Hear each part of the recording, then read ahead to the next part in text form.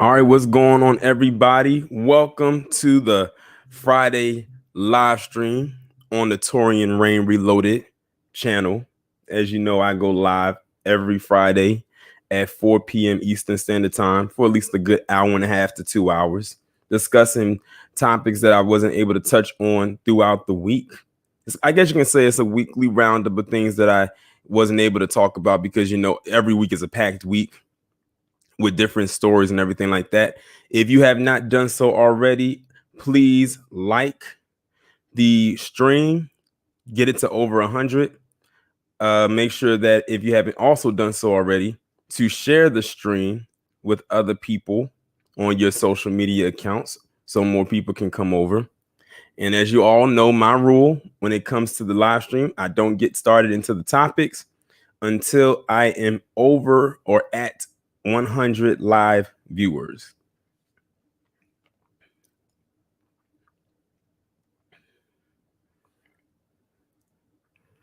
But this has been one of the most interesting weeks so far this year for a multitude of reasons.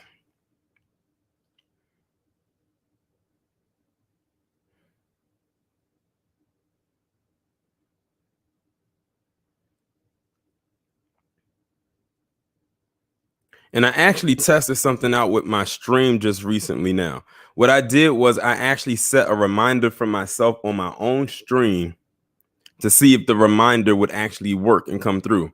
And sure enough, it did. I just saw it pop up like a minute ago.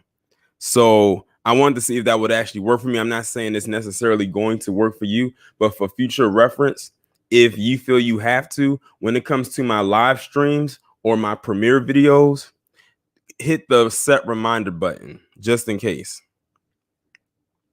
Also, try to make sure you have that bell click. Still make sure you're subscribed because YouTube likes to unsubscribe people from my channel for whatever reason.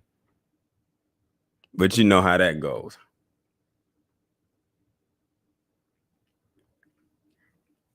But let's see, who all do we have so far in this chat? The Shadow Assassin, Dark Visitor, Gemini 605, Quasi Darlene, Janesta. Let's see who else. K Ba, Alana B, Lucky Lloyd, RJ Connections, Michelle's daughter, Annette, Dorsey, Tanjan, RJ Connections, Lana, Frankly, Rain Love, Miss Cardio Queen, Jerome Davis, Sean Scott, Haps 3000. What's going on? Salute to everybody in the chat. Y'all know my rule. When I get to 100, we will get started. So we are currently at 67 live viewers. I know we can get it to 100. And we will get it to 100.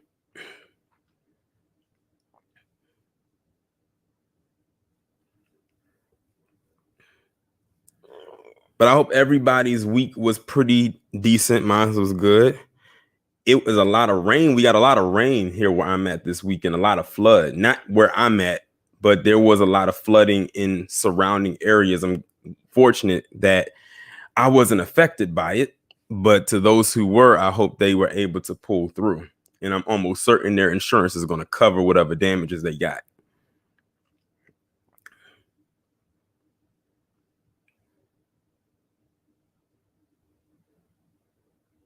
Right. Everybody hit that like button the minute that they come into this stream.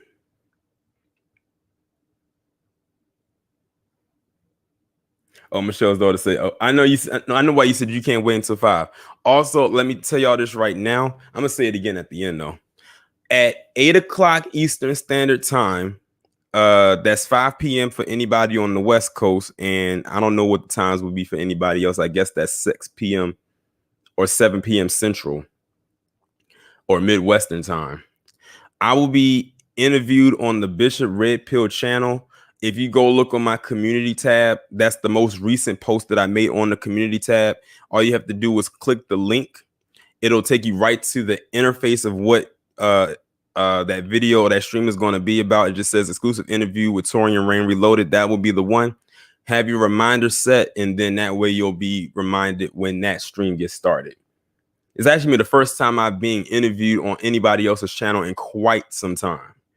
A shout out to Black Rage 843. He says, "Hey, everyone, thanks again, Taurean, for doing that promo for my fan." Oh, no problem. And shout out to all the Black entrepreneurs and business owners this month. If y'all did not know, it is National Black Business Month.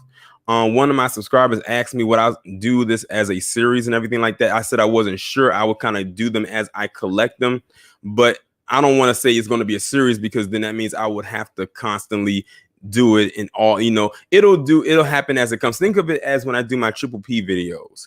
Those come sporadically. It's not like I'm doing Triple P. It's not like how I do my Sundown series where y'all know you're going to get a Sundown series video every Sunday.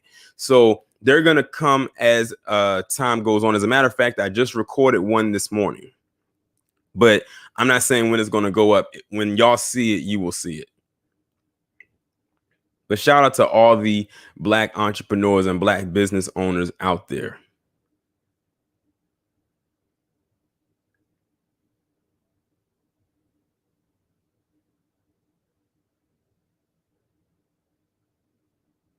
Lucky Lloyd said, "I never heard of Bishop Red Pill." He has a relatively small channel. It's a growing channel, but it's a relatively small channel. But he does have a growing audience. So see, I'm at 88 views right now. I was at 91. I don't know why I just dropped.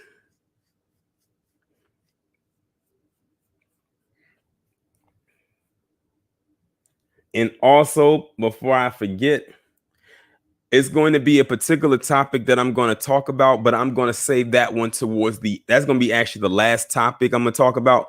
Reason being, because I know everybody wants my take on this topic, and I think y'all can read between the lines and know exactly what I'm talking about.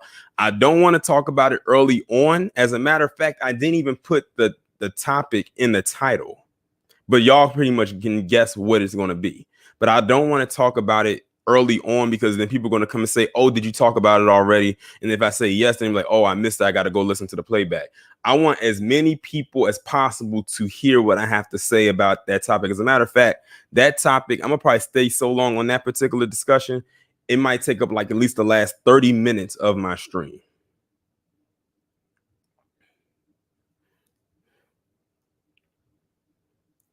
I'm not shout out to Tanjan for sending me the Cash App. I just received it. I just got it, or I just saw it. Appreciate it. Hit that super chat if you haven't done so, if you're feeling like contributing. And also, the Cash App is available as well. All right, we are at 98. We only need 2 more. Oh, shout out. We got Kimberly Fraser, the roast master, up in here.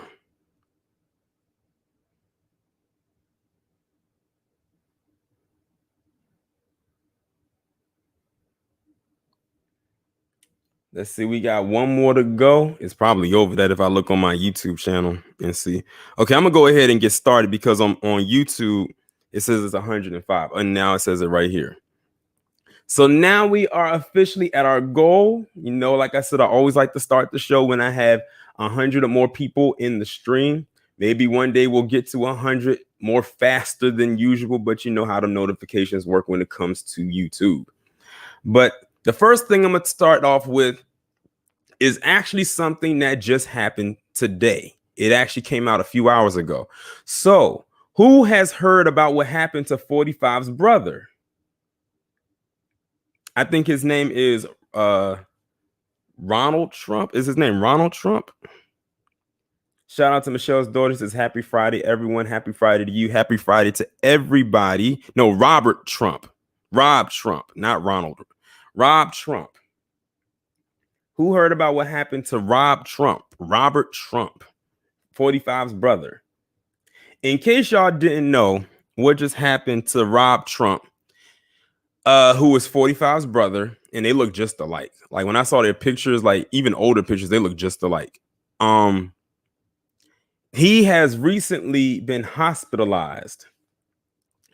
Reason being, they said he's very ill. Now, those are the only words that they've used to describe why he's in the hospital. The only words they used was he's very ill. I said to myself, Very ill. That's all y'all got to say. I said, I'm willing to bet my last dollar that he got that woo woo. I'm willing to bet he has it. Because you got to think about it. You got to think about it. Whenever they talk about other people who are around 45 and they get sick, they'll come out and say they have the virus.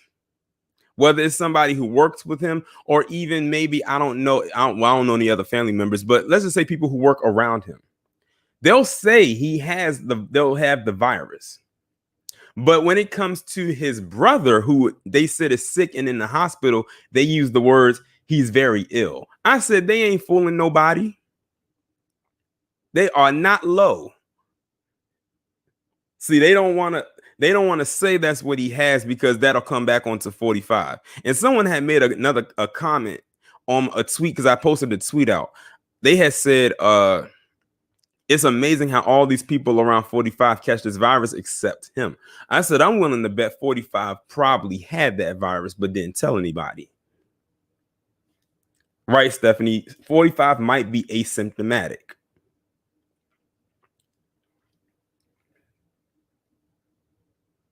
Exactly, Miss Cardia Quincy said his son's girlfriend had the virus. Exactly, and they put it out there that she had it. And I think he had to quarantine with her.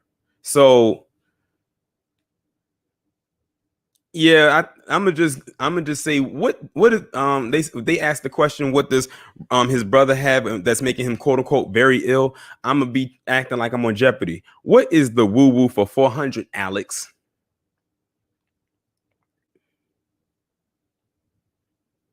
So, but they'll never say it. They'll never actually come out and say that's what he has. And what the thing is, they'll try to stretch it out and they'll try to, have people forget about it. Time will pass and then no one will ask about it. Not us over here, because over here we got the memory of an elephant. At least I know I do. So even if a month or 2 months from now, hell, I'll be that person that asks in November. So 45. What was your brother sick with? Because we never found out. They just said he was very ill. Last I checked, very ill is not a sickness or disease. That's very broad. That's like when they say they have mental illnesses. What mental illness do you have? What diagnosis? What is the diagnosis? Alana B, that's the daily double question.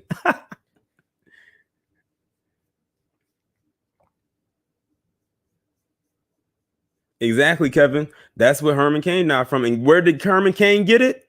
At that rally. I don't care what anybody says. That's where he got it from. That first rally that he had in Tulsa, the day after Juneteenth, that's where he got it from. Because ironically, he got sick. And then also you got to think the people, his staff, like the security team that was working it, they also got it the same day. Shout out to Haps 3000. He says, thanks for your hard work. I appreciate you coming through for the with the donation. I appreciate everybody that's here listening day in and day out, week in and week out, monthly in, monthly out, year in and year out. And we're continuing to grow. And see, the thing is, I think 45's brother is older than him. At least from the pictures that I've seen of him, I think he might be older. I'm not entirely sure. I don't know what his age is because I know 45 is 74. But yeah, they ain't fooling not one damn soul. He got that virus. Okay, let me move on to the next topic. And that's something that hit close to home for me. Even though I live about an hour away from where this is at. Who heard about the explosion that happened in Baltimore? And do I have anybody who lives in Baltimore in the chat right now or live in that surrounding area? In case y'all didn't know, earlier in the week, there was this bad explosion that happened in Baltimore. And I swear, when I looked at the picture or the video that they showed of that explosion, it looked just like what happened in Beirut. If y'all remember what happened in Beirut last week with that explosion. Like it looked like a hole, like one big hole was just knocked down. It almost looked like it was bulldozed, but it was an actual explosion. I think they said, last I heard, and it could be updates that came through, that one person did die and everyone else was injured. I don't think anybody walked out of there with at least an injury.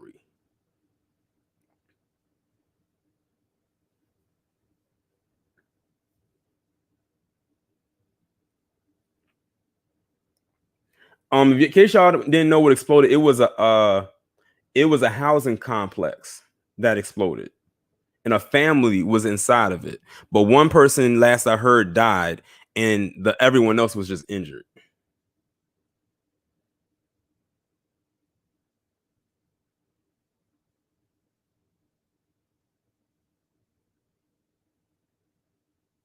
But yeah, I hope that the people that uh were affected by it, well, with the exception of the person that died, of course, that they make a full recovery, because I don't know what caused that, like what could have caused that explosion. One person had asked, they said, was that the complex? Were those the housing complexes owned by Jared Kushner? In case y'all didn't know, Jared Kushner, who we all know is the son-in-law to 45 and the husband to Ivanka Trump, he owns some housing developments or division, like up in Baltimore. And most of them are in what you could say your low income areas. But I think when they looked at it, I don't think he owns that area that exploded.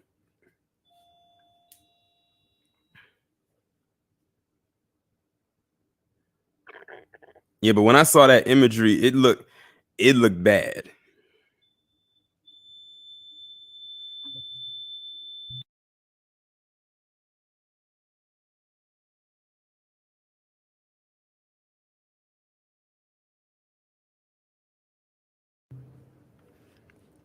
But I hope that they are able to figure out what that was and everything like that, because you never know what can happen. And I hope it wasn't a setup or anything like that, that somebody went over there and deliberately blew that up, because you never know. When it comes to gentrification, people will do all types of desperate things in order to get people up out of there. Look at what happened with Breonna Taylor. That's all I'm gonna say. But let me move on to the next one, and that is Amber Geiger. I don't have to ask y'all, did y'all hear about that? I know that you did, but this is your first time hearing me have something to say about Amber Geiger. So, in case those of you who may be living under a rock, Amber Geiger was able to win her appeal that we all knew she was going to get after that trial, after that sham of a trial, that 3-ring circus of a trial that occurred. And to that I say, are we surprised?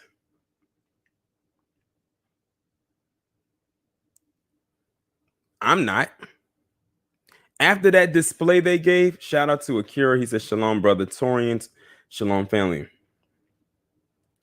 After that trial, like after what happened with that, with all the hugging and the forgiving and the handing off of the Bible and all of that, what did they think was going to happen?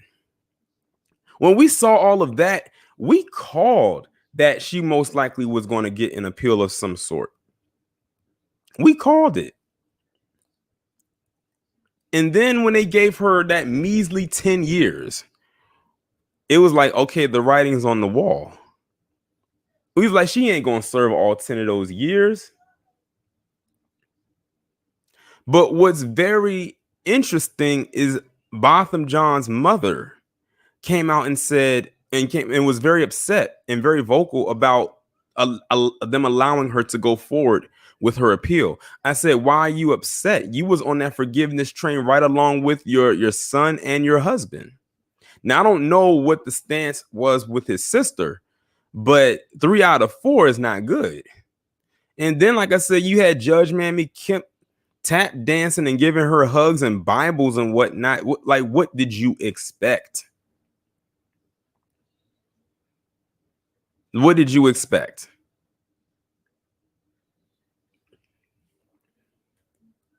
So I can't even say I'm shocked. And as a matter of fact, Phil on his channel, he basically had a whole "I feel nothing" mantra, and I couldn't even go back and say that he was wrong for feeling the way that he felt, because what they did and how they acted in that courtroom, those of us who are not connected to this family felt some type of way with that lackluster sentencing that she got. But it seemed to me that his family did not feel that way, especially his brother. I think his brother tap danced the hardest out of all of them. I forgive her. Can I give her a hug? I don't think she should get all this time. Man, see, I'm not going to tell you what I would have did in that courtroom. I would have cut up in that courtroom. Listen, I would have been all over every world news platform that day. Seriously speaking.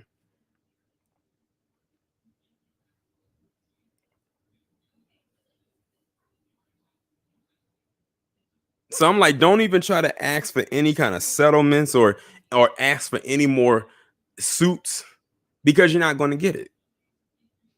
It was at that moment you had her right where you wanted her. This was they said this was a historical. This even shocked people who usually are on the side of cops. Let me say that again. This even shocked people who are on that Blue Lives Matter bandwagon, that she was able to get such a very low sentencing. And they were even more shocked that his family did what they did. I read the comments. They genuinely were shocked by that display of whatever you want to call it, because I can't call it. I don't know what to label it.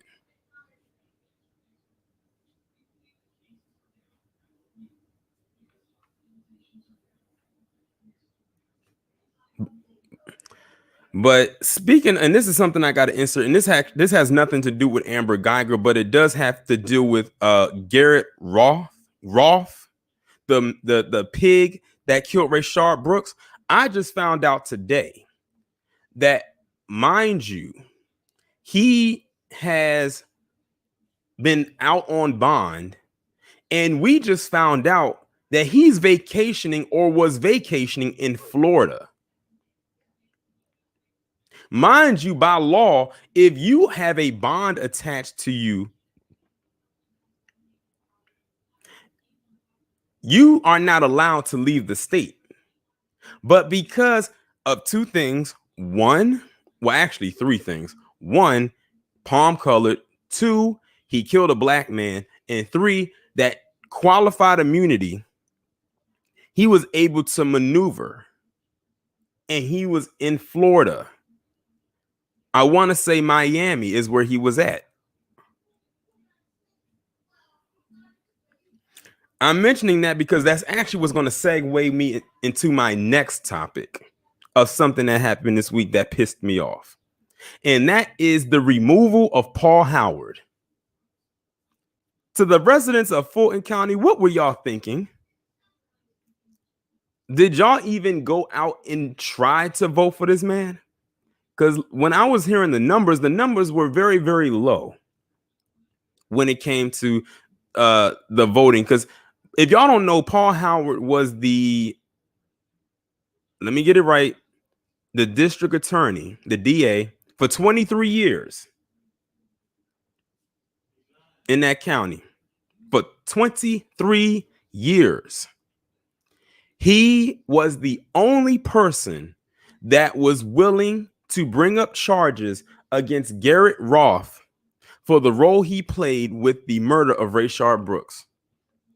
And ever since that day, they have been doing everything in their power to get him up out of that position. And they unfortunately were successful. I'm going to give y'all a little rundown of that and everything. From day one. See, the thing is, he stepped out of his bounds. He wasn't supposed to do that. He was supposed to let Garrett Roth slide like all the others have slid through the cracks forever. But he was like, nope, I can't do it. We got to bring up the charges. Now, see, here's the thing. All he could do was bring up charges against him. Whatever the courts decided, that's on them. After that, he has no role to play after that.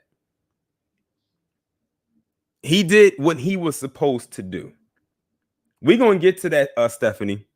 He did what he was supposed to do. That was his job. But they didn't like that. Which lets me know that they let them get away with so much for so long. But even if you mess up or do something and you get caught up one time, that's one time too many. So what do? They bring up some BS about some ethics that he broke, which made absolutely no sense. So it's just like they brought something out of nowhere, out of thin air, to pin onto him. And none of it made any sense. So what do they do after the fact?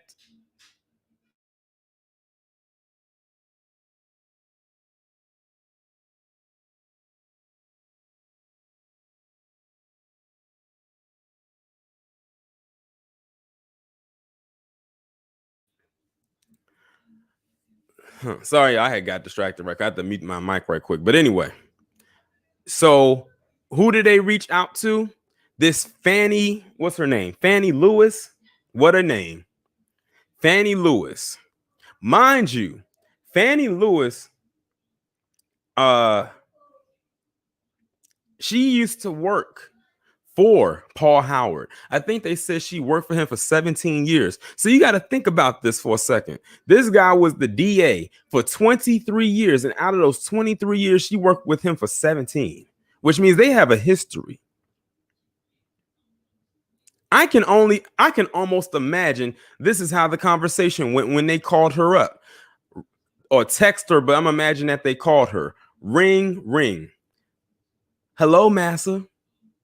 Yes, is this Fannie Lewis? Yes, a boss. Yes, we have a problem that we need you to take care of. Oh, what is it? Well, are you familiar with Paul Howard? I know y'all have a history together.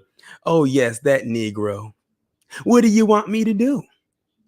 Well, he's actually interrupted something. He's almost like a glitch in the matrix that we need to get taken care of, but we don't want it to look too messy. So we have to try to throw a wrench in there somewhere, and you're gonna be that that wrench. Oh, I'll do it. She's probably jumping up and down in her red bottom heels while doing it too. He's like, okay, so here's what we want you to do. We know that he is up for re-election, so we need you to kind of slide your way in there and just kind of, can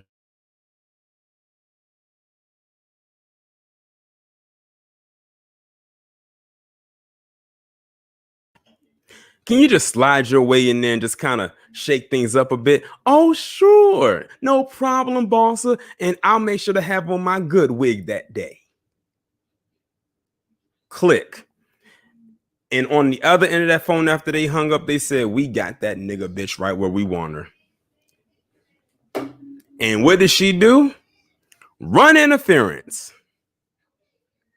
And now she's the new DA. And Paul Howard is out.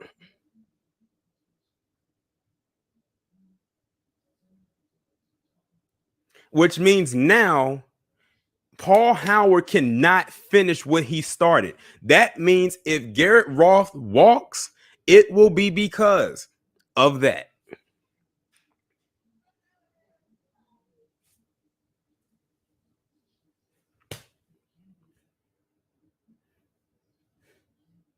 Like it was a whole, I'm not even going to get into that. But like when I heard that, I said, are you serious?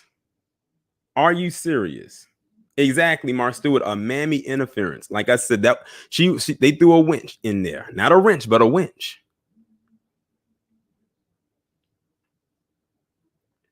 Okay, Bob, don't get me started on that fool, that jigaboom. That man is a disgrace. No, I can't even call him a man. That thing is a disgrace. And if you don't know who I'm talking about, you're talking about Daniel Cameron.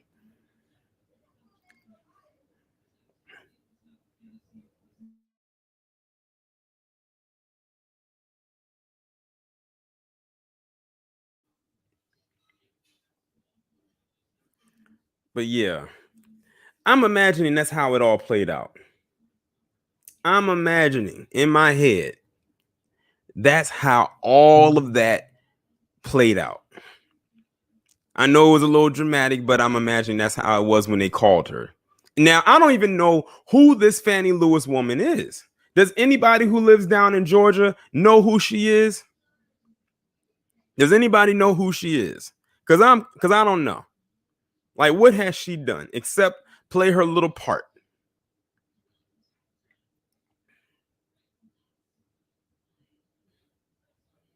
And speaking of Atlanta, I posted on Twitter yesterday. I said I can't take anybody seriously who refers to Atlanta as Wakanda. I'm looking at UTI.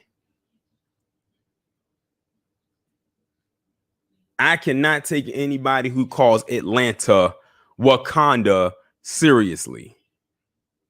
Just because there's a lot of black people that live there don't mean nothing. Look at what just happened with Paul Howard. And what did they do? They used a winch to get him up out of there. A winch that he knows personally and worked with. That's what makes it even worse. She worked for this man. Talk about the lack of loyalty. So she knew this man. It's not like she was just some person that they found dressed up and polished and put out there. She knew this man for years.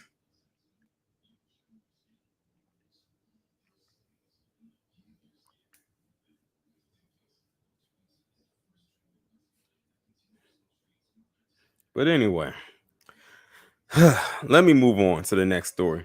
And this is a story right here I'm about to talk about. I actually wanted to talk about it last week because one of my subscribers had asked me, was I going to talk about it? I said I was going to do it in the live stream, but I forgot to talk about it last week. I was debating if I was going to do it as a pre-recorded video, but I said, no, I'll wait and use it as a live stream. And that's about that black family that was arrested in Colorado. What was it now? 2 weeks ago? The one where they had them all arrested in handcuffs on the ground because they allegedly stole something. I said it's always allegedly stole. They allegedly murdered someone. It's always the same thing. It's never something. It's never anything different. But what got me was they actually had the little girl. Was that a little girl? I think it was a little girl in handcuffs. Like she definitely was under the age of 10.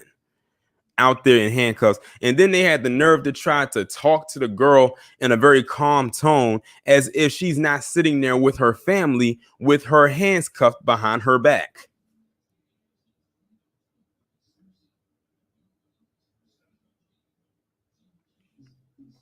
I said, do you know how you know how traumatizing that is for a child? But they love to throw black kids in these handcuffs. Hands can barely fit in them, but they'll find a way. But it's like I said, the psychological of talking to the child as if nothing was wrong with what they were doing. Shout out to Black Rage 843. He said T.I. needs to worry about his daughter getting pregnant by that rapper. Like they say, that's the horse of another color. Wasn't that the same daughter that he said he was going with to the gynecologist or something like that? Wasn't that the same daughter? You know those them divestors were probably chomping at the bit when they found that out, because you know they already didn't like when he decided to go to the gynecologist with her.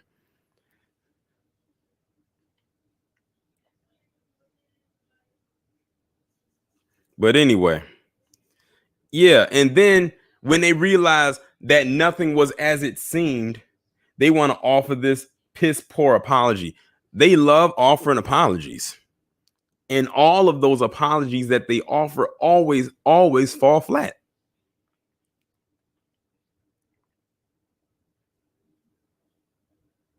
Oh, Alanis, he said, no, it's his stepdaughter. She is Tiny's daughter. Okay. Thanks for clearing that up. That shows you how much I really wasn't following that story.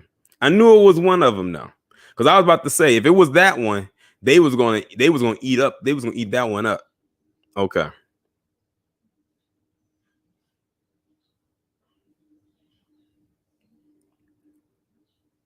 Okay. Well, thanks for the chat for clearing that up for me. But back to Colorado. They can keep that apology, and it's crazy. Don't you notice that every time there's a story that comes out of Colorado involving black people for some reason, it always involves them terrorists messing with them? I think it was another story that happened in Colorado. I think it was Colorado, either last year or the year before, with a black family, a wife. It was a wife, a husband, and their two daughters, and allegedly the little girl had walked out of the store with a doll in her hand that wasn't paid for. And then they literally came after that family. I think they went all the way to their home for a doll. And I think when they realized they had took it, they brought it back, or they were bringing it back to the store. And then that's when all of the chaos ensued.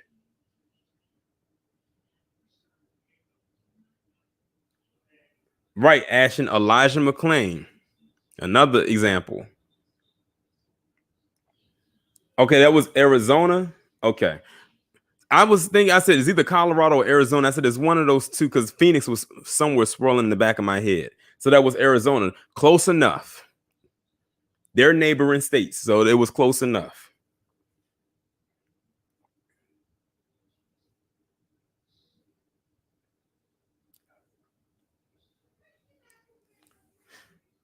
But let me move on to this next one.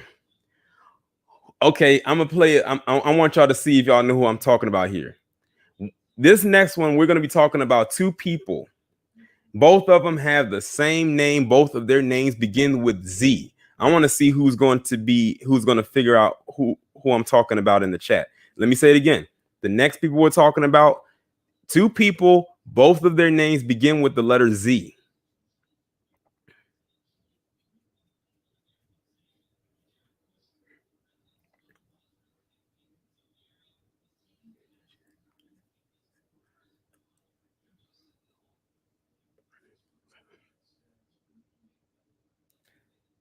Nope, Kevin.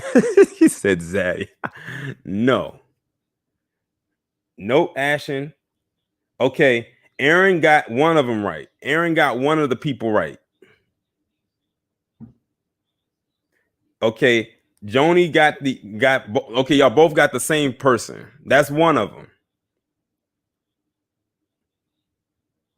I'm trying to see if y'all know the other one.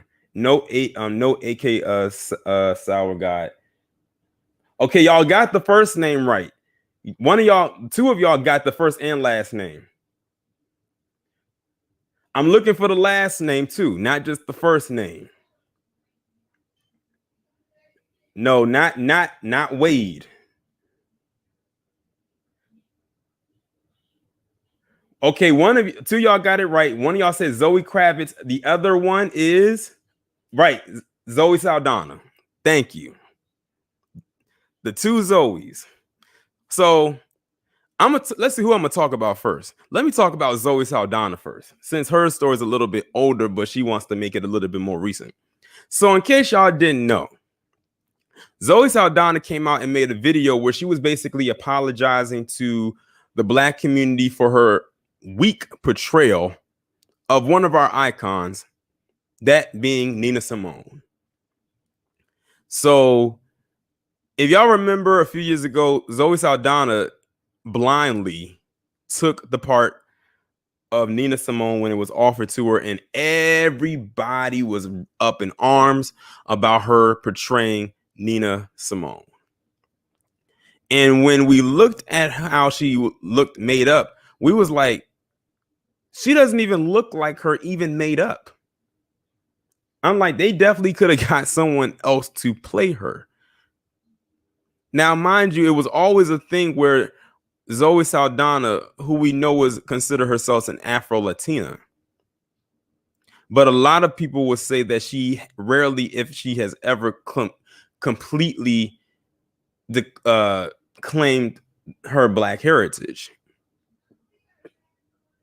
But she came out and made an apology saying that she was sorry for taking that role. I'm like, why even apologize for it? The role is a few years old now, and it is what it is. Let that just stay where it's at. To be honest, many of us forgot all about it. But now you want to bring it up. It's like, what was the point of you doing that? But like, if you was to see how she looked to portray Nina Simone, it wasn't working. It just wasn't working. Like I think everybody went in on that and was like, no, that's not her at all. There was so many other people they possibly could have chose to play her, but that's who they chose. Now moving on to the other Zoe Kravitz. Zoe Kravitz had this show on, I want to say Hulu. I think she was on some show on Hulu that just recently got canceled after one season. Many will say that's her karma for the stuff that she said about Bill Cosby. I will have to agree. And then she came out and said that she feels that her show was canceled because lack of diversity and all of that type of stuff. I've never watched her show or the show that she was on, so I can't really call it. I can't judge it based on anything. But I will say this to her, Zoe Kravitz.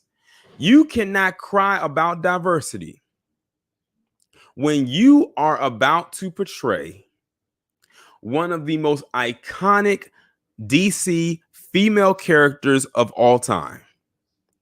That character being Catwoman, which we all know is a character that has been historically white, with the exception of two instances: when Eartha Kitt played her and when Halle Berry played her in that flop of a Catwoman movie back in 2004. So, and technically speaking, out of all of the women who out of the three of you, you are the lightest one.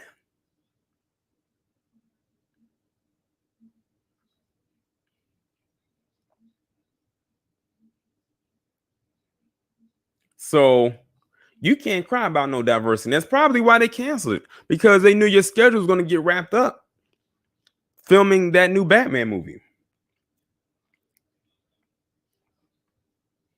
I will say this: as bad as the Halle Berry Catwoman was, she did look good in that cat suit. And I think they designed it that way because Halle Berry had the body, which actually worked in her favor. And I guess they didn't want to go and try to make it look like the old. And then on top of that, it was a standalone movie that was not based off of Batman, so they could kind of do it. The only thing they really had in common was the fact she was brought back to life by a cat, and she had the whip.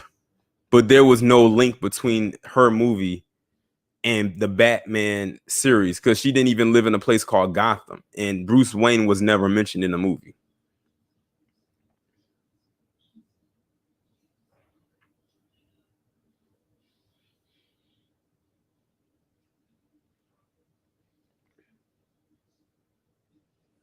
Like I said, I'm not taking away anything from Halle Berry. She did look good in that movie, and I'm not going to argue that she didn't, because she did. The movie was just bad. The movie was not good.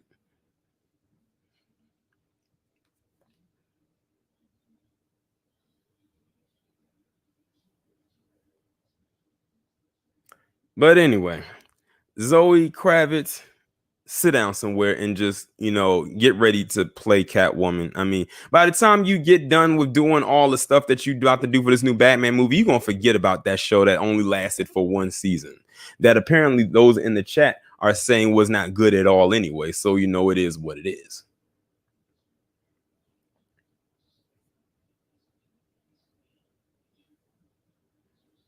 And speaking of films, let's speak on this. So, they have this trailer that just went out a couple days ago called Judas and the Black Messiah. Or is it The Rise of the Black Messiah?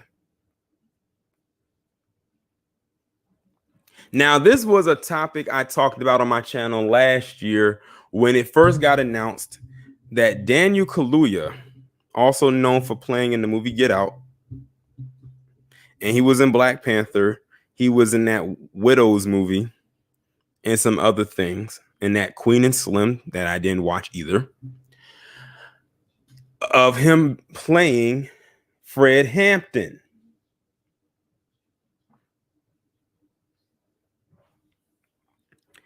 And I was kind of taken aback by that, because first off, I'm sitting here saying to myself, he doesn't really look like Fred Hampton. He's older than Fred Hampton. As a matter of fact, I looked up his age. Me and Daniel Kaluuya are the same age. He was born in 89 and I was born in 89. And of course, you know, he is a British born actor. Shout out to Jameson King. He said, thanks for continuous hard work. Shout me out for my birthday. Is your birthday? If it's your birthday, happy birthday to you. Everybody in the chat say happy birthday to Jameson King.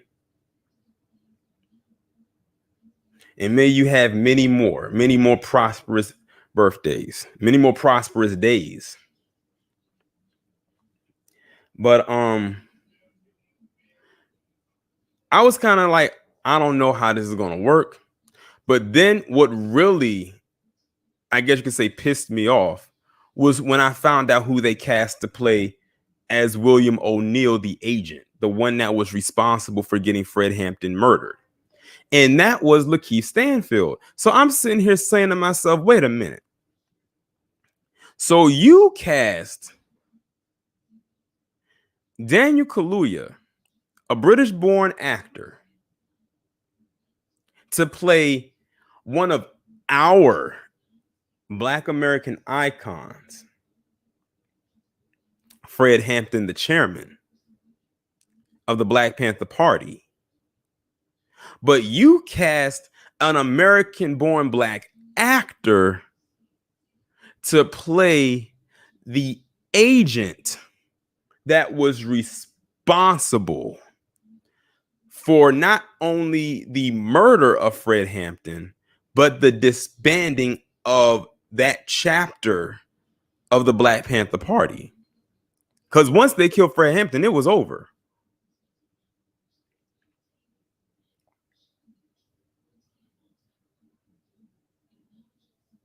That was one of the main things that stuck out to me with that casting decision.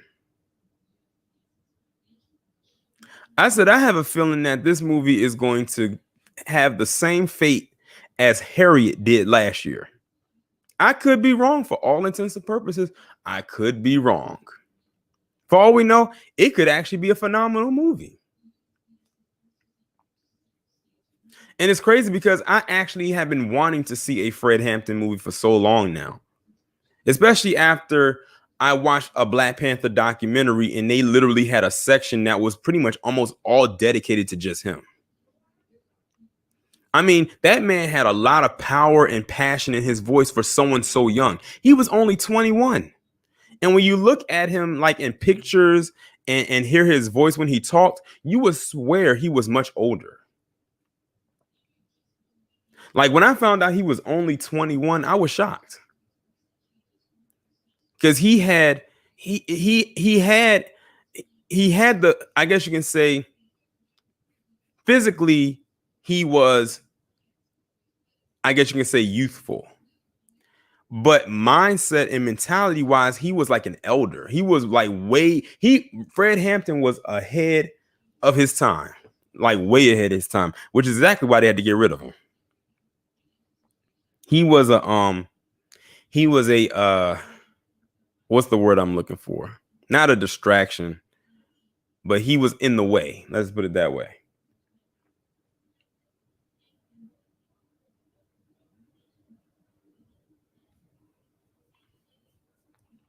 And I think what's even more sad about is like the fact that he was killed in his home while his wife was there with his son in the bed. Like I can't get that imagery out of my head of him laid out in his bed after being shot by those pigs. And that William O'Neill, he met his fate in 1989. A good year. That was the year I was born. When he got hit by that car. Now, some say it was an accident. Others say it was intentional. I say, good, I feel nothing. It happened way too late.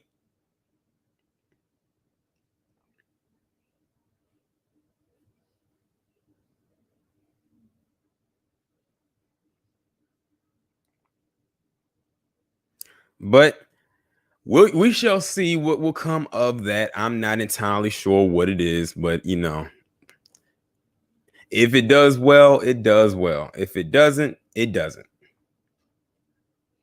Shout out to you, Eric Davis, for the super chat. Okay. I'm I'm chuckling right now because of what we about because of this next one right here. And that is that WAP video. WAP.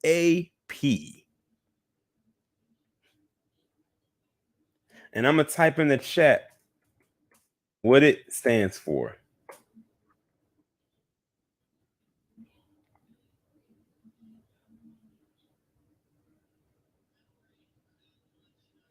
So that WAP video, the song, period. Wow.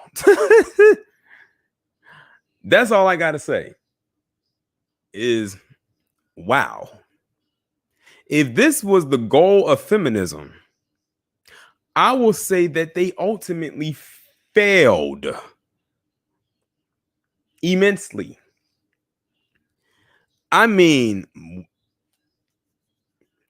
I think what really got me with that whole thing was the amount of women who claimed that this video and that this song was supposed to be an upliftment type of thing for them, an empowering thing.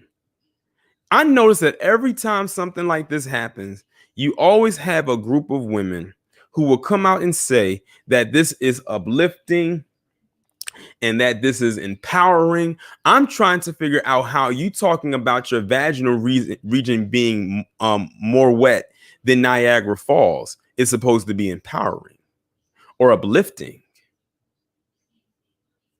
And of course, the song could not get to where it is without having two women in the industry, especially one in particular, who love to make music about their vagina. Megan Thee Stallion and Cardi B, aka Queen Ratchet. Yes, in my opinion, Cardi B is the queen of ratchets. And she earned that title. And the thing is, she doesn't stray away from it either. Shout out to C Truth, the Revelator. He says, after the release of that stupid song, we finally have confirmation that our society is in the toilet. Oh, the society was already in the toilet before then. At this point, it's out to sea. It's in the ocean at the bottom of it. But then, a lot of people was very upset because Kylie Jenner was in the video. Like, she was like one of the first people you saw in the video and everything like that. Now, let me say something. Y'all do know that a stallion is a male horse. So my thing is, why is Megan Thee Stallion a woman referring to herself as a male horse? Megan, is there something you would like to tell the class? Like, why would you refer to yourself as a male horse, a stallion?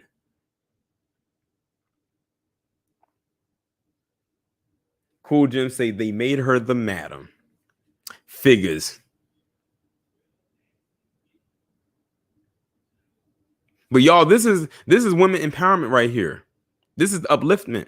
And then, of course, they went back and said, well, Uncle Luke and the 2 Live Crew, they did it back in the day and everything like that. Exactly. They did it back in the day, which means it's already been done. Where is the creativity?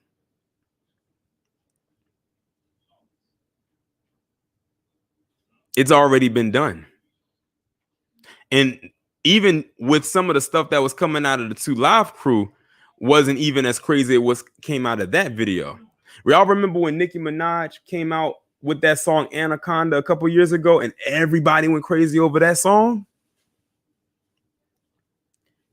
And we was like, that was crazy for her to, do that at that time. But this takes the cake. My only thing is this. Fine. If they want to do a song like this and they want to put a video out like that, whatever, it's 2020. Nothing that people do nowadays remotely shocks anybody. But don't sit up there and lie to yourselves and lie to us and try to tell us that this is somehow uplifting women. Don't say that this is woman empowerment, because it's not. It's not uplifting anything or anybody. I will say Cardi B was actually truthful with one of those lines when she was talking about her uh not cleaning or not cooking or whatever it was that she said in the song, and how she was able to still secure a man. I bet she was, because she was using her WAP to get what she wanted.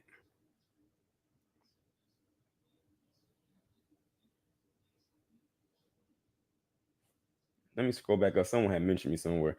Taurean said black men called thick black women stallions back in the day. Just means she's thick.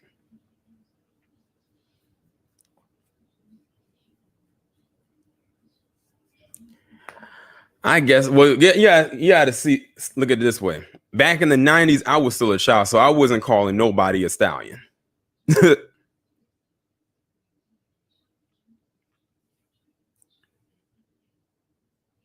But it is what it is.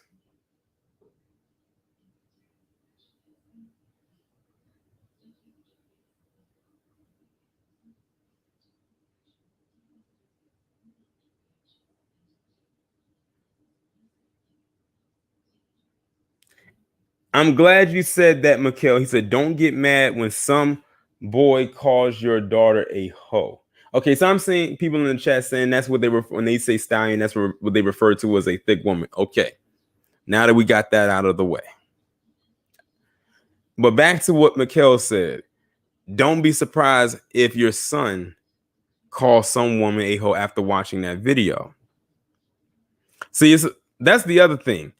When they put something out there like that, or a certain type of imagery out there like that, then if backlash comes, then they will say, oh, you're misogynistic, you are anti-woman. Since it was mainly black women in the video, they're going to say you were bashing black women. You know, the usual talking points that they used to rally their little troops. That stuff kind of just bounces off of me. You're right, Isaiah, and I've done plenty of videos about Cardi B when she says she admitted to drugging men, and I'm willing to bet many of those men she drugged were black. Notice they don't talk about that no more, even though she admitted it on camera. And then when people called it out, people try to make excuses for her. That's the other part of feminism: make excuses for bad behavior. After all, I just did a video yesterday talking about that chick down in Norfolk, Virginia, who ran her husband over for allegedly cheating on her, taking the bumper and hitting him with it, spitting on him, calling a B word, squatting over him, yelling at him, saying, I hope you die, and all the types of stuff like that. And people say, well, he shouldn't have hurt her heart. He shouldn't have did this. He shouldn't have did that. And all she gets charged with is aggravated assault.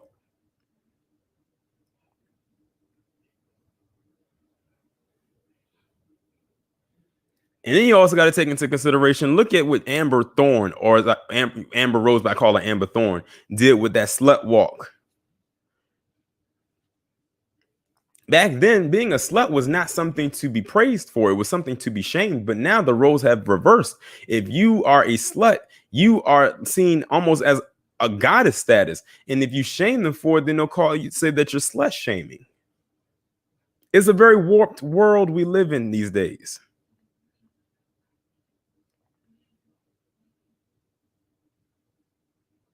Black Rage, you said that he died.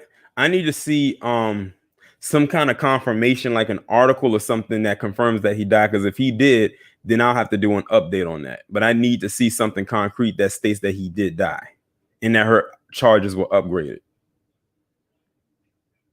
So you said it was rumored? Yeah, so I need something solid that says that that's what the case was. I don't want to put out false information.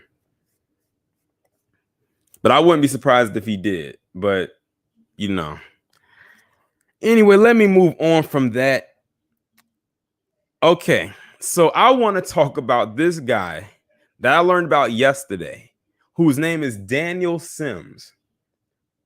Now, some of you may not know who Daniel Sims is, but basically, he's not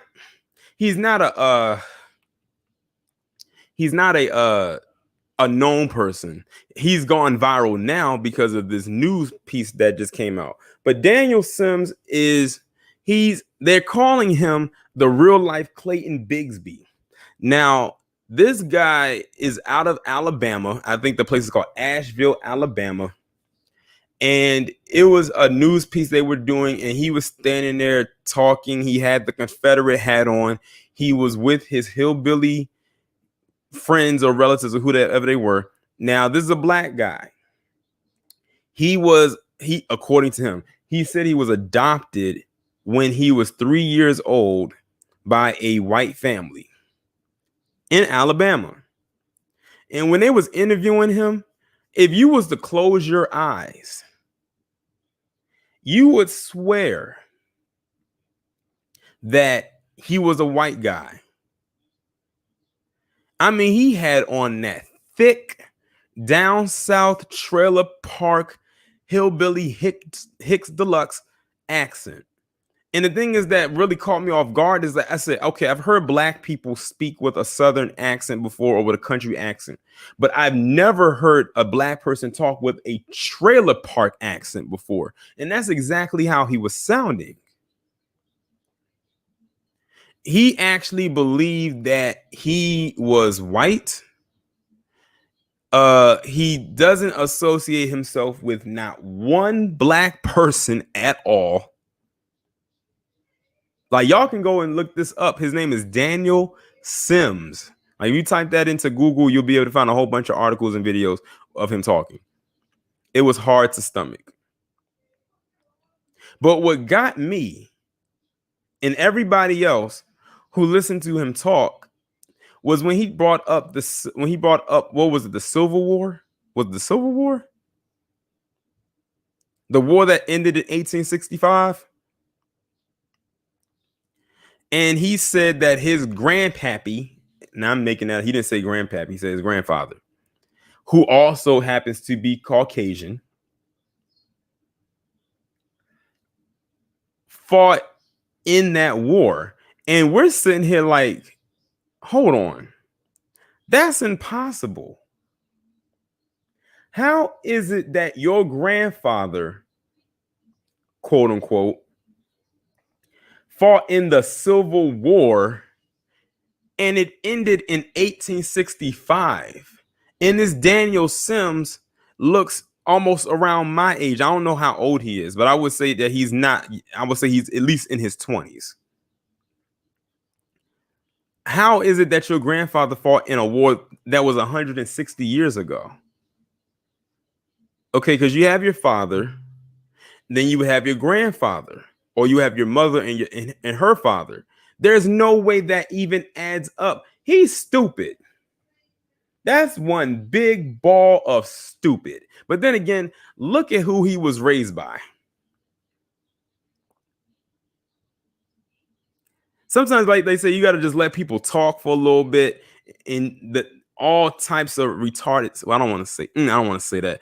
All types of brain damaging things come out of him. I swear, I'm like, what was in that baby formula when he was growing up? What was he sipping on? Right. He believes the lies. He believes what he's been told. You can tell this is a person that doesn't want to break free. He's very, very comfortable where he's at.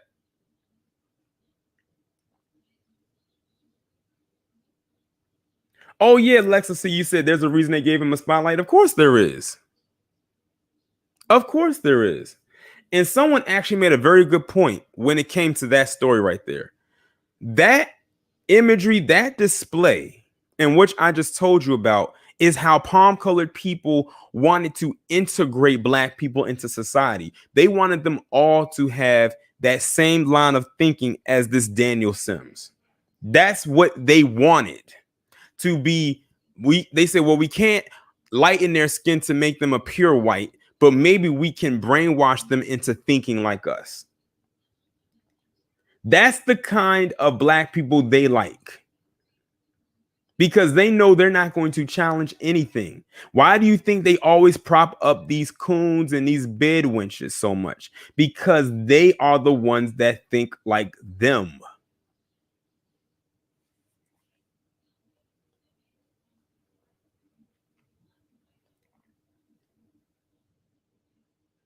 That's how they prefer to see us.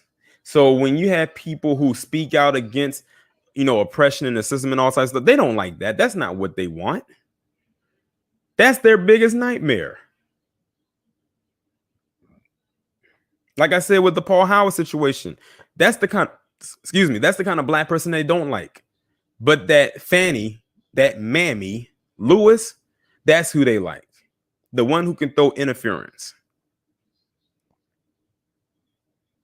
Right, MW. He said, just like white folks built the pyramid. That lie right there. And if you can't convince them that they built the pyramids, that they didn't build it, they'll say aliens did it. But these are the same people that think Bigfoot and Sasquatch is out there and that Elvis is coming back.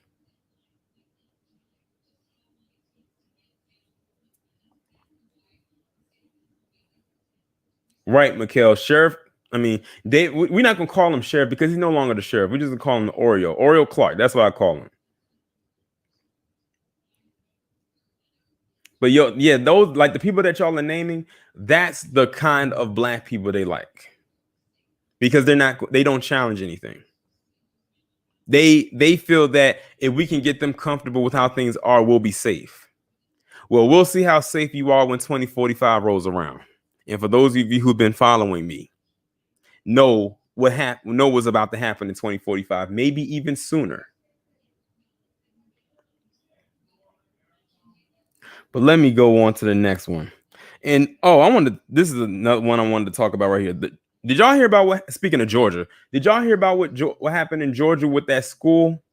In case y'all don't know what happened, there was a picture that went viral that a student at this high school took. And the hallway was so crowded with students. And it was so crowded in there, I could barely see the lockers. And anyway, the picture went online and went viral. They ended up suspending. Yeah, I know Lisa Cabrera, she has spoke about this. If y'all subscribe to her and watch it, y'all probably already heard it. They took a picture of the hallway where it was crowded with students and put it online. And the student who posted it got suspended. Let me say that again. The person who posted the picture of that crowded hallway at that school in Georgia got suspended. Now, when you look at the picture, none of the kids had masks on. None. But they suspended the student that took the picture. Now, since then, they have overturned the suspension because it was getting a lot of bad press. Because they were basically trying to say, oh, you're trying to conceal what's going on. But at that point, it's out there. It went viral. Everybody has seen it. So what's the point of you covering up? Then you suspending the student? That looked even worse on you. So they overturned the suspension and let the student come back, only to now turn right back around and have to shut down the school because somebody caught the woo-woo.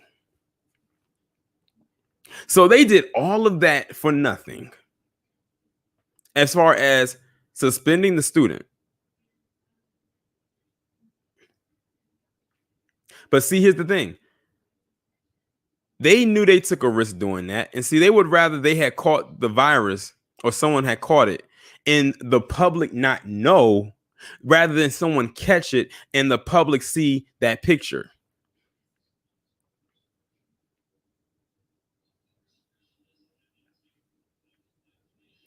To those of you who said they would sue, I would definitely sue as well. The parents of that student, I would have sued them. And now someone got it, and then they had to shut the school down anyway. Like I said, ever since this virus kicked in, America's whole skirt got lifted, and underneath it, we saw all the crazies who are supposed to be the so-called leaders and politicians, or as I call them, politicians of this establishment, literally running amok as if they just escaped the asylum today. Miss Cardio Queen said, not just a somebody, said 8 students and 6 faculty. Well, there you go. Thanks for telling me that. Because I was like, I'm thinking, I'm saying one to be safe because I wasn't sure, but I'm like, it had to be more than just one, especially after seeing that picture. It had to be more than one.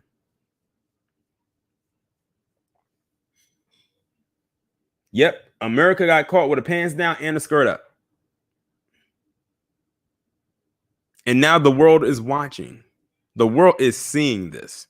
I don't know if you heard, but New Zealand went 100 days pandemic free. I think in the last couple of days, though, I think they just had their first case within 100 days.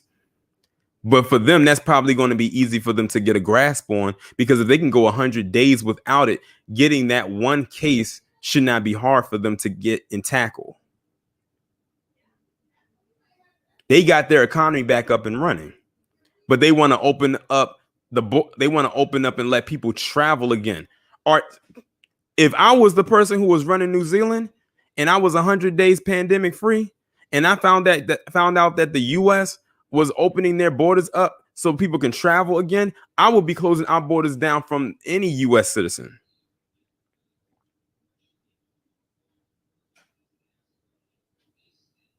I wouldn't. That's just me. That's what I would do.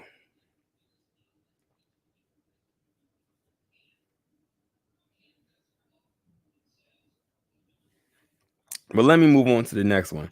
Okay. So I got to talk about the Mammy Supreme. I got to talk about Okra, the Mammy Supreme wig free. Shout out to Sean from the Shots. Says, we aren't going back in class in Chicago. We ain't going. We will be remote. Better brush up on technology skills. Much love, nephew. Yeah. A lot of people want to do virtual classing like Zoom and everything like that, which people have, they got adjusted to or got accustomed to. It is what it is. Because, it's a risk. It's a huge risk that you're taking. And some of these parents ain't no different, because they want to get their kids up out of the house because their kids are getting on their nerves. I'm sure some of them kids think the same about them. Mom, Dad, you're getting on my nerves. I'd rather be in school and catch this virus than having to stay one more day in this house with you. They probably thinking the same thing. I'd rather go back to work and risk catching this virus than having to spend one more day in this house with you. But anyway, let's move on to Okra, the Mammy Supreme wig free. So 2 things happened with Okra this week. One of them is she pissed off white people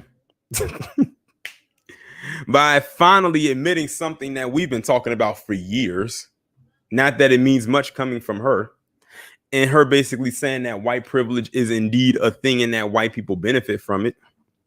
So you already know that white people came out in droves and said, well, if it wasn't for white people, you wouldn't have your billions, because like white people love to say that they contributed to a lot of especially black people, to their funds, as if they were the only ones that contributed to black people's wealth, those who have amassed wealth. And I'm like, if you live in a trailer park, what did you do? Most of them didn't even own a TV. But, she pissed them off and said that, white privilege is a thing. I'm like, okay, do you want a cookie for that, Okra? Because we already knew that white privilege was a thing. Yes, CJ, that was real. That's only one thing, though. That's only one thing. So, yeah, she pissed off Palm Color with that statement, but she pissed off black people with this stunt that she just recently did. But I think Jason Black, the Black Authority, checked her on this. So you know how Jason Black has billboards posted up in various cities around the establishment, talking about reparations and even putting it out there and calling out the mayors and everything like that. The ones that stuck out to me was Lori Lightfoot and Keisha's sister girl Bottoms. When he was he put their names on blast. And the thing is, some people, unless you watch him, they don't know who it is unless you watch him. Someone had tagged me, I think it was Caressa. She tagged me on Instagram in one of the billboards, and people was like they didn't know who it came from, and then I was looking through the comments and said, oh, that's the Black Authority. That's Jason Black that's doing that, because he doesn't put his name on the billboards. But you'll know it when you see it that it was by him. But the reason why Okra had to get checked is because if y'all did not know, Okra decided that she was going to put up a billboard of her own that had Breonna Taylor's picture on it in the same exact town of Louisville where Jason Black had his billboard at. But because it's Okra, they figured more people would gravitate towards it because it's her. Not a single original thought in her head. Now, it's funny because Okra had many years to do billboards and all types of stuff when it came to, Black people and how they get treated unjustly with police brutality and all types of other things. But the minute that Jason Black, someone who doesn't have a bigger platform than her, decides to do it, then all of a sudden, what does she do? She comes and tries to undercut what he did. Right, exactly. Some chick named Star Harpo is clout chasing. But see, the thing is, everybody is on to her now. Like, nobody is really bigging up Okra like they used to. She really showed who she was with that Leaving Neverland thing. Unfortunately, it took them that long to figure it out, but better late than never, I guess.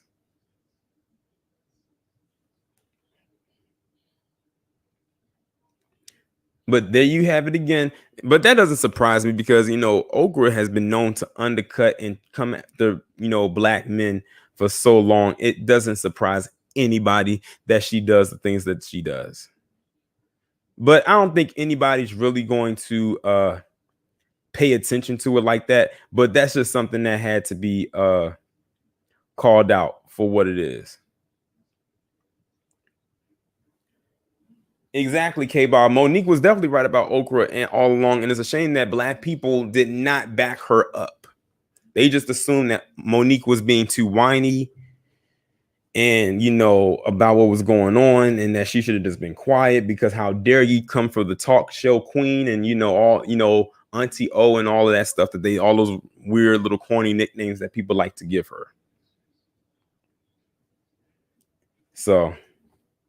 But Monique got the last laugh, or is getting the last laugh, especially now that her case is moving forward against Netflix. So we'll see how that goes.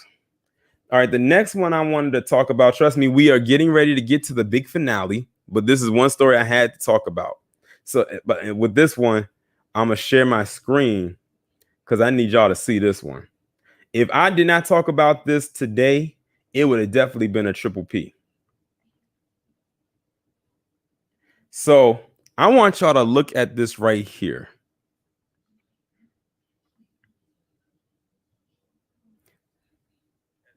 This is a true example of Karening gone wrong. So in this picture, you have this man named John Amachi Obe, who's Nigerian, where you have this Karen, who is this frumpy looking chick, tried to get this man fired, not knowing he owns the company that she tried to get him fired from.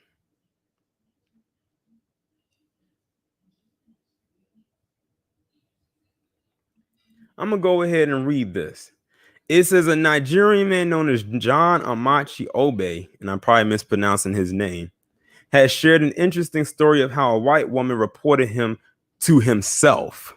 Obe is a UK-based psychologist, consultant, and former professional basketball player.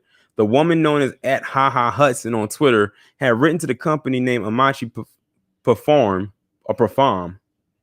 which she believed Mr. Obe worked at, and revealed her intention to make a formal complaint against him. So this is her tweet right here, where she's writing to the company, not realizing she's talking to him. And my thing is this is how dumb she is. The name of the company is the last name of the person she's writing about.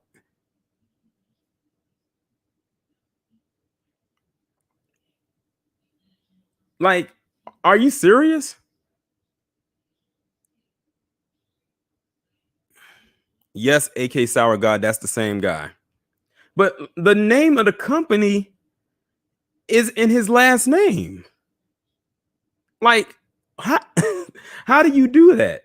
She said, at Amachi performed. Hi, how do I go about making a complaint about John Amachi, who's been sexist and gaslighting on social media? They responded with, thank you for bringing this to our attention. In light of the severity of the situation, I'm going to escalate this complaint about John Amachi directly to our CEO, John Amachi. Rest assured, he will take a very dim view of such conduct. I think the response is even funnier. Hudson accused him of being sexist on social media and gaslighting, which are the reasons for her resort to report. However, unbeknownst to her, the company she tweeted at is owned by Amachi and not his employer, as she had believed. Obey shared screenshots of her complaint tweet in his company official reply and captioned it, "My day is complete. Someone reported me to my own company." And then he put out an emoji of him having confetti around him with one of those little blow things that you get at kids' parties. I thought that was hilarious when I saw that. I thought that was funny. But you know what it reminded me of? Who remembers that show Smart Guy back in the day? If y'all remember that show Smart Guy, it was an episode where the Yvette character, who was the sister, she got a job. Her and her friend, who was a white girl, had got a job working at this department store in a mall, and their boss was this white woman.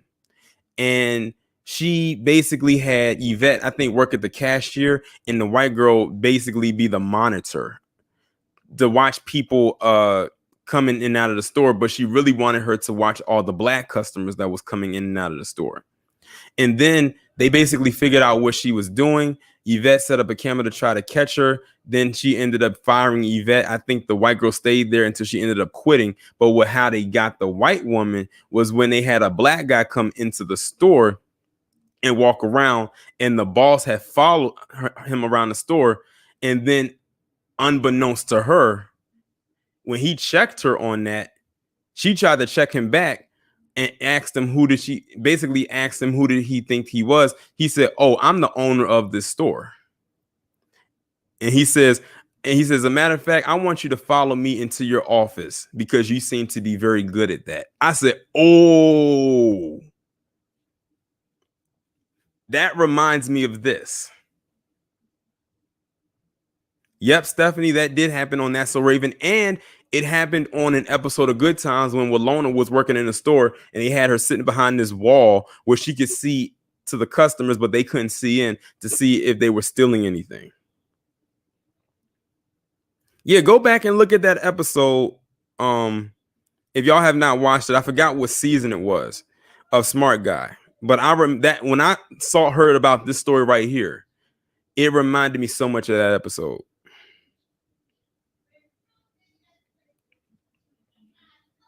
So let's move off of that.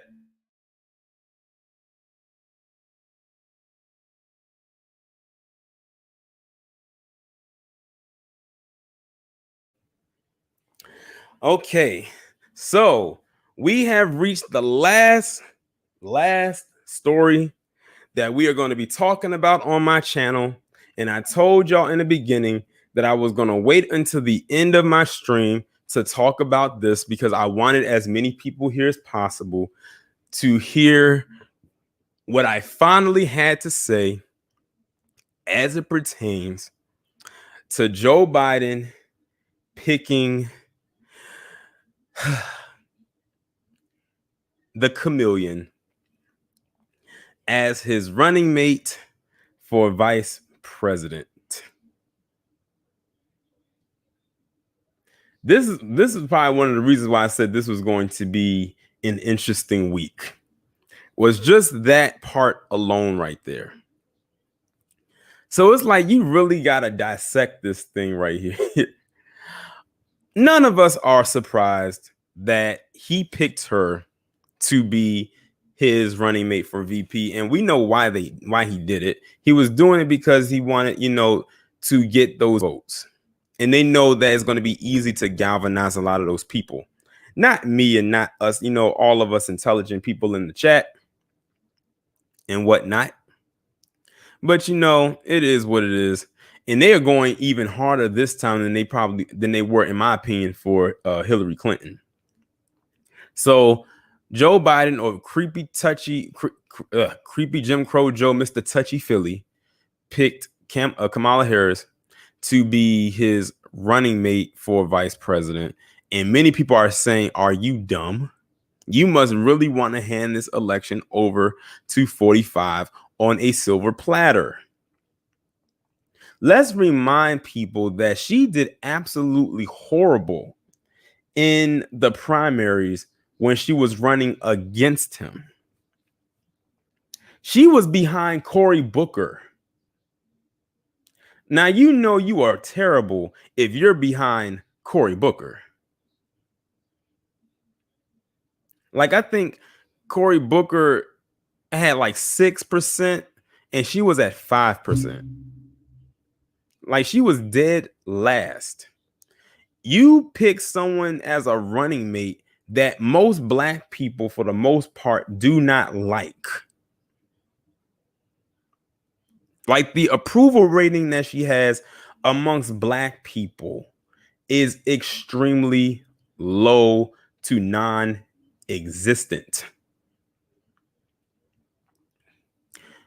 When we asked her, what was she going to do specifically for Black people, she basically came out with some BS and said her infamous, no. Well, then, no, we're not voting for you. Same goes for creepy Jim Crow Joe. No, we are not going to vote for you. Let's go a little bit deeper. This is the same woman that slept with Willie Brown to get where she's at. This is the same woman that has been known to lock up Black men and Black women on some bogus charges. This is the same woman that let that white cop out in less than a year after he killed Oscar Grant back in 2009. Everybody who I know who lives in California could not stand her and still can't to this day. And most of the people who I know live in California are all Black, whether they're man or woman, do not like her. So you pick somebody has a low approval rating amongst the people you're trying to target, and you throw her at us. Shout out to you, Solo Dolo. It's a salute to PBT. I'm glad you said that, because Professor Black Truth did a video last night talking about this, and I had learned some, more things about her on that video. I'm gonna be honest. If it wasn't for Jason Black and Professor Black Truth, I probably would have blindly supported this woman, not knowing who she was.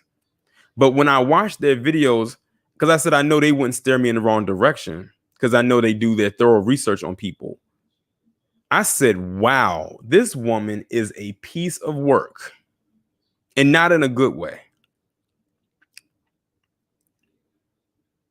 And the more and more I learned about her, the more repulsed I got by her. Like, she leaves a bad taste in my mouth. I have nothing good to say about her. Nothing. But you want to know what pisses me off more so than her? Put a 1 in the chat if y'all want to know what pisses me off more than her.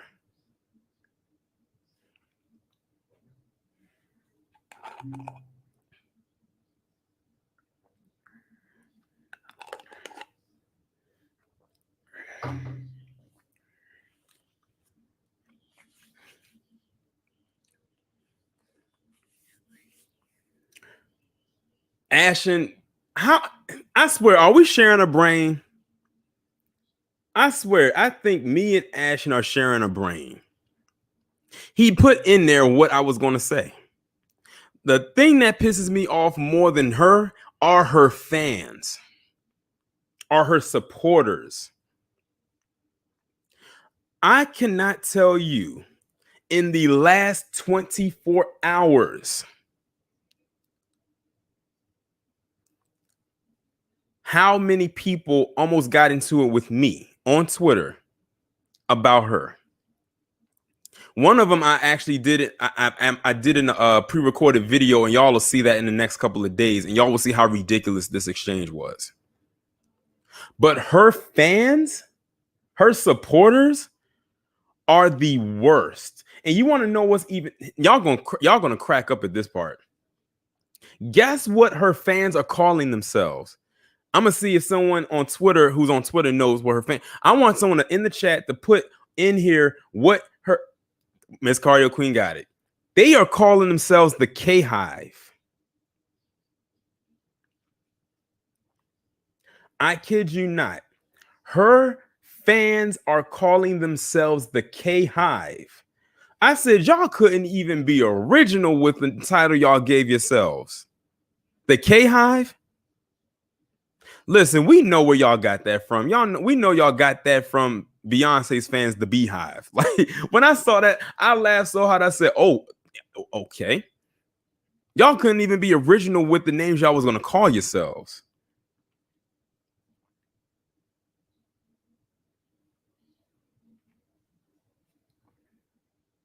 Miss Garcia, Miss Garcia said they 2K short.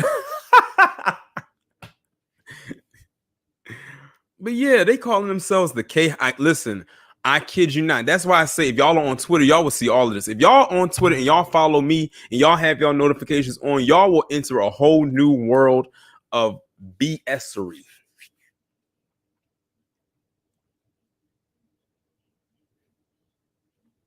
Yes, it is corny. It is corny.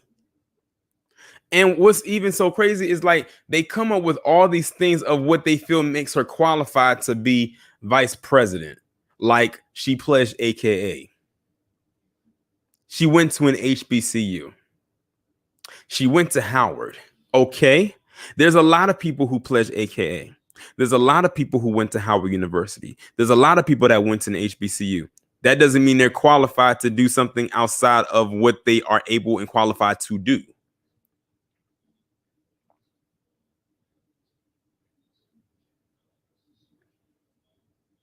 Then they picked a woman, and notice they are trying to push this narrative that she's African American when she just so-called declared her blackness last year. But on one of those articles, it said that when she was still running, they were trying to declare her as the first Indian American president. You had people all the way over in India praising her, a place where they can't even vote on the stuff over here. They're in India, which is where her mother is from.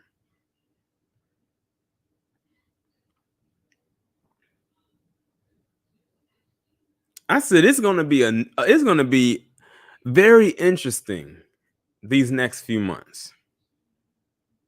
And I feel like it's going to drag too. It's like, oh, we got to go through this again. It's like, you know how we went through this with Hillary back in 2016? Shout out to Solo Dolo. He says, I wonder if she's going to dance to. Knowing her, she probably already did. I said, this is probably going to be worse than Hillary. Remember what we had to deal with that back in 2016? And the after effects, because I'm telling you, if they lose, they're going to do the same thing that they did with Hillary. Oh, it's black men's fault. But look at who they're running behind. When Professor Black Truth did that video last night, it was one thing he did that said in it that stood out when he was reading this article from this woman. I forgot her name. When they were saying black women are the Democratic Party, the way he broke that down and said how that was a bunch of BS was elite. He was like, how can you be the Democratic Party when you don't affect any policy? You don't affect any type of change.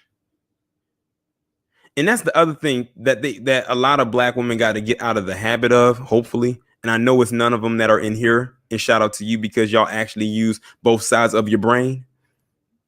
And that's saying that you are the Democratic Party and you're the face of this and you're the backbone of that. Stop that madness. I said, when they do that, that's nothing more than a divide anyway. Because notice they always, always, always leave black men out of it. They never talk about us in there. And you know why? And Professor Black, you said it. Because black men, for the most part, have already distanced themselves from the chaos. So they can't talk to us unless they are those in that academy that line themselves up with that matriarchal, gynocratic thinking. But that's not a majority. So they don't reach out at all. They just cut their losses and go straight to the women because they know that they're going to go and they're going to go full throttle with them. And speaking of the academy, I actually just found out that Kamala Harris picked I forgot the woman's name. Anyway, she's in Hall L. Oh, this is my first time using my new terminology. She's in Hall L to be her chief of staff. Oh, I said, yep, the writing is on the wall. I see exactly what they're about to do. I found that out yesterday in an email. So Kamala Harris can do all the stuff for the academy. She can do it for immigrants, whether documented or non-documented. She can do this stuff for palm-colored people. She can do this for Hispanics, Native Americans, everyone else. But she has nothing but smoke and dust for black people. The same people whose ass she wants to kiss or wants us to kiss. Right, John Pierre. I know her last name is John Pierre. And that's the thing. She is a part of Hall L, and she's an immigrant herself. And her partner is palm colored. She's married to a Karen. Yes, Corinne, or is it Corinne or Corrine John Pierre? The one who looks like Lupita Nyong'o. Like if you look at her, you would swear they were sisters.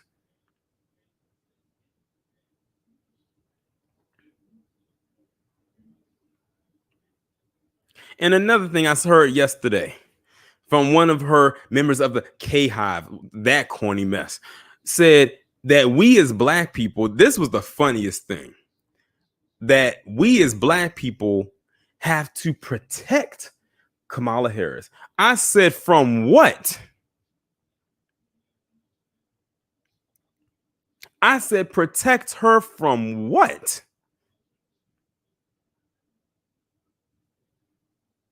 From the onslaught that people are going to throw her way. And I've already heard the talking points from some black people saying that it's going to be more black people that's going to come after her than any other group. I've heard that. They didn't say it like that, but that's what they were implying.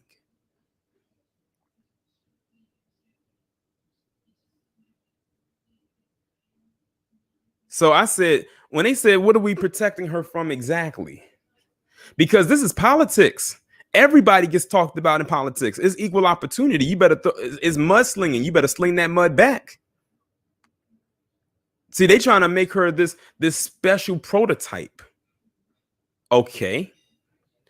And then they had the nerve to try to, like, when they were talking about like black women, you know, or women of color, quote unquote, when it comes to Democratic Party, they had the nerve to bring up Shirley Chisholm. I said Kamala Harris will never, ever, ever be a Shirley Chisholm. They love to try to compare people like her to people who actually was going to do something for black people with their platform. And that's why Shirley Chisholm didn't get very far.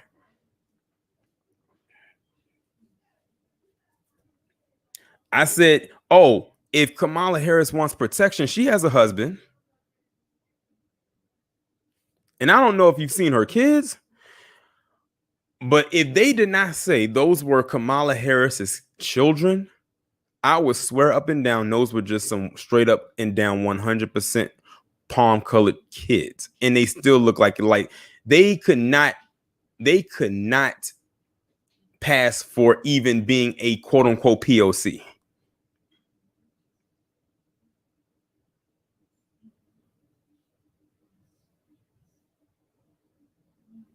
Like, who's seen pictures of her kids? She has a son and a daughter. Mind you, neither one of them look like her. Oh, you said those are her. Oh, you said those are her stepchildren. Well, that will explain that. Shout out to Solo Dole. He said Simone. He said Simone Sanders will protect her. She will. Linebacker built will shoot out of that cannon like a catapult, and she will be defending her. She got enough strength in that back to protect her and Joe Biden. You said those are her stepkids? Okay. Well, that will explain that. Because I was about to say, none of them two kids don't look nothing like her. Okay, well, that makes more sense. Thank you. Thanks for clearing that up.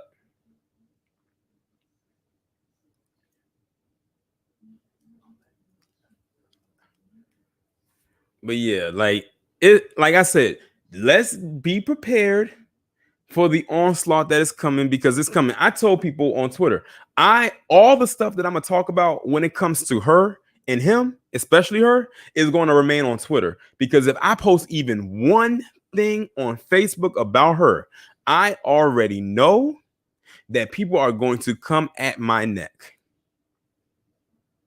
Because I've done it before. I forgot what the topic was. But because everybody is so infatuated with her, I will not post anything on Facebook about her. As a matter of fact, when I posted on Twitter about Kamala Harris, I got a long thread. Well, not a long thread, but a lot of responses from people who were telling me stories about how family members, people that they grew up with, siblings, all types of stuff were coming at their neck because they said they wasn't going to support her or Joe Biden. Like, you got people ready to end relationships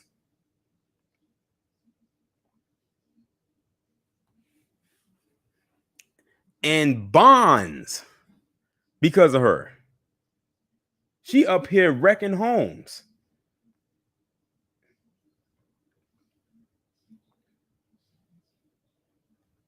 I don't know what they're infatuated with, but I mean, let them do them. And when November 4th roll around, they gonna be in for a world of disappointment. That's all I'm gonna say. They're gonna be disappointed more so this year than they were 4 years ago. I'm calling it now.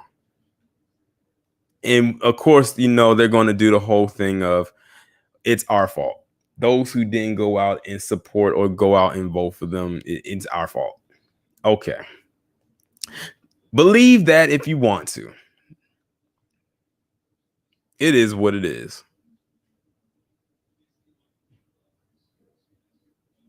Yeah, exactly, Colin. She's black when she needs to be. She's black when convenient. But that's gonna wrap up this Friday stream. I'm glad everybody was able to come into attendance. Shout out to everybody who donated. Shout out to everybody who was here. Also, like I said, tonight at 8 o'clock p.m. Eastern Standard Time, I will be interviewed on the Bishop Red Pill channel. The link is in my community tab. Make sure you have your reminder set if you would like to look at that interview. We will be, well, I'm not going to talk about what we're going to discuss. Y'all will have to see it for yourself. But it's a very interesting topic. It's something that I wanted to talk about from something I posted on Twitter a couple days ago. But like I said, the link is in the community tab. It's the most recent community tab post that I made. So it's not like you have to really go search for it. Just go over there, click it. It'll take you to that interface. Click and have your reminder set. And that'll be getting started at 8 o'clock p.m. I'll be back tomorrow, of course, uploading my 4 videos a day, as usual. Shout out to everybody who came through. Y'all have a wonderful, y'all enjoy the rest of your Friday wherever y'all are in the world. And I will talk to you in the next one.